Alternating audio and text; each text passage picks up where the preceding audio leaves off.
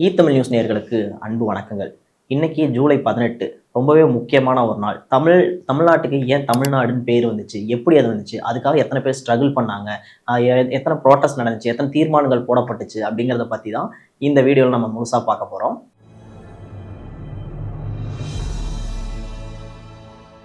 ஆங்கிலேயரோட காலகட்டத்திலேயே பார்த்தீங்கன்னா இந்த பிரச்சனை ஆரம்பிச்சிருச்சுன்னு தான் சொல்லணும். அப்போ ஆங்கிலேயர்கள் தமிழ்நாட்டை மெட்ராஸ் மாகாணம் அப்படின்னு தான் அழைச்சாங்க.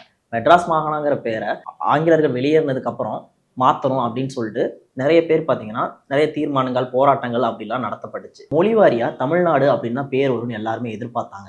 ஆனால் அதுக்கு பதிலாக மாறாக மெட்ராஸ் ஸ்டேட் அப்படின்னு தான் பேர் வந்துச்சு. இது யாருமே எதிர்பார்க்காத நிலையில தான் இருந்துச்சு. காங்கிரஸ் கட்சியை சேர்ந்த சங்கரலிங்கம் என்பவர் உண்ணாவிரதம் இருக்கார். எதுக்காகனா மெட்ராஸ் மாகாணங்கிற பேரை தமிழ்நாடுன்னு மாற்றுங்க அப்படின்னு சொல்லிட்டு உண்ணாவிரதம் இருக்கார். இந்த போராட்டம் தொடர்ச்சியாக நடந்துக்கிட்டே இருக்கு.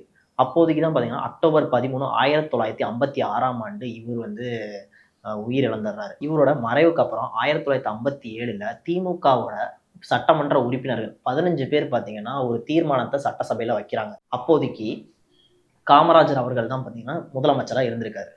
அது என்ன தீர்மானம்னா தமிழ்நாடுன்னு பேரை மாற்றுங்க அப்படிங்கிறது தான் இங்கேயும். அப்போதைக்கு பார்த்தீங்கன்னா காமராஜர் அவர்கள் இந்த தீர்மானத்தை நிராகரிச்சிட்டாரு.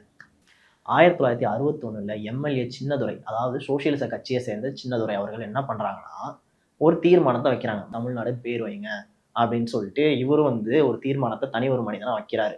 இதையும் நிராகரிக்கப்படுது. 1963 பூபேஷ் குப்தா அப்படிங்கிறவரும் மெட்ராஸ் மாகாணத்தை தமிழ்நாடா மாத்துங்க அப்படின்னு சொல்லிட்டு ஒரு தீர்மானத்தை வைக்கிறாங்க. இதுவும் பார்த்தீங்கன்னா ஒரு தோல்வி அடைஞ்சிருக்கு. 1967 பேரறிஞர் அண்ணா அவர்கள் முதலமைச்சராக ஆகிறார். அப்பதான் பார்த்தீங்கன்னா நாடாளுமன்றத்துல மெட்ராஸ் மாகாணங்கிற பேருக்கு பதிலாக தமிழ்நாடு அப்படிங்கிற பேரை தீர்மானம் போடுறாங்க. இந்த தீர்மானத்தை ஏற்றுக்கிட்ட அவங்க அதுக்கப்புறம் தமிழ்நாடு அப்படின்னு சொல்லிட்டு பேரை மாத்துறாங்க.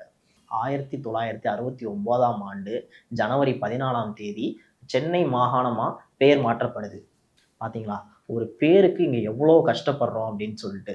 தமிழ்நாடு அப்படின்னு பேரை மாற்றுறதுக்கு பார்த்தீங்கன்னா எத்தனை போராட்டங்கள், கிட்டத்தட்ட பார்த்தீங்கன்னா 20 வருஷ வரலாறு இதுக்குன்னே தனியாக நம்ம தமிழ்நாட்டுக்கு இருக்குது.